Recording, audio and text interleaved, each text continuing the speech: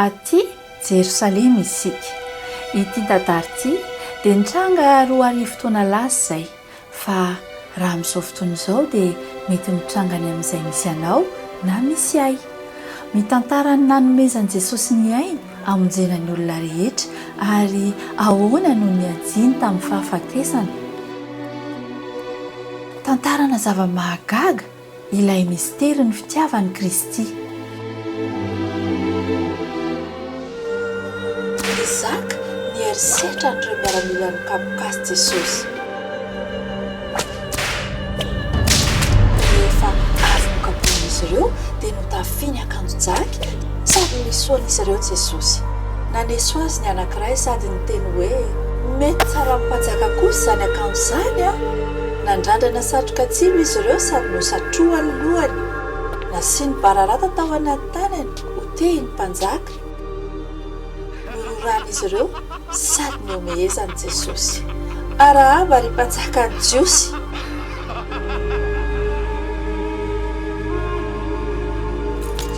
Rehefa namitsalin'izy ireo Jesosy dia nentiny teo amin'ny Pilato indray. Nentiny Pilato nivoaka teo amin'ny vahoaka Jesosy. Ao anatin'izany fampitsalinan'i Jesosy izany dia nieritreritra izy hampanginany fahatezeran'ny olona sy hametraka filaminana. Indro hoy izy, ity lehilahy ity entiko eto aminareo, fa vao maika ny ten'ireo vahoaka. Vonoy lomboy ao amin'ny hazo fijaliana. Tsy azo Pilato ireto vahoaka ireto satria tsy hitany izay heloka nataon'i Jesosy. Tsy nijery izay rariny intsony Pilato avy eo fa maika hanilika an'i Jesosy fotsiny izy sisa. Tsy niandry ela izy fa avy hatrany dia nasainy niomony Jesosy. Nanasa tanany Pilato ary tsy niherika akory izy nijery azy.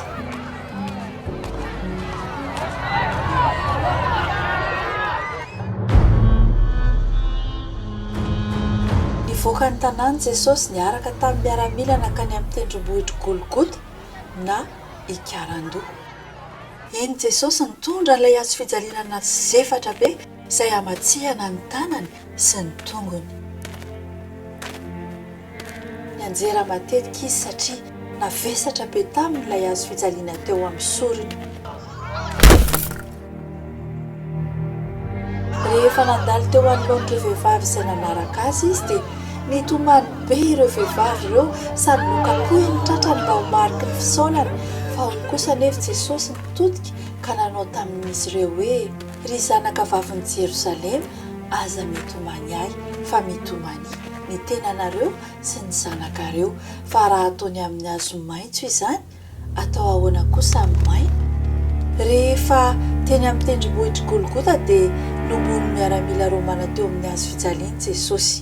Nofatsihiny ny tanany, ny tongony ary nisy jiolahy anankiroa ihany koa nombona niaraka taminy.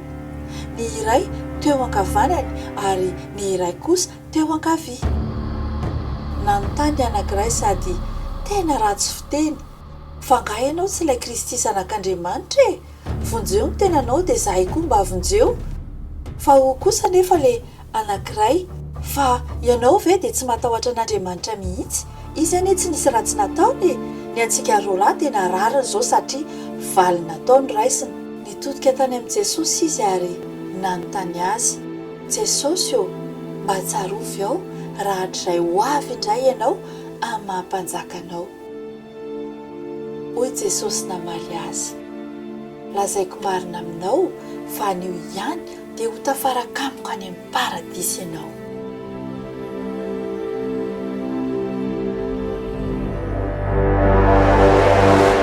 Manakaiky ny farany. Rehefa nilokan'ireo mpiamina ny akanjon'i Jesosy ho an'izay te hahazo azy, dia ireny ny vehivavy nanantony. Misy an'i Maria reniny sy Jaona teo akaikiny. Ilay mpianatra tena tiany Jesosy indrindra. Rehefa nahita azy Jesosy dia hoy izy tamin'ny reniny, ity no zanakao. Tamin'ny mpianany kosa dia hoy izy hoe, indro ny reninao. Vita ny zavatra rehetra.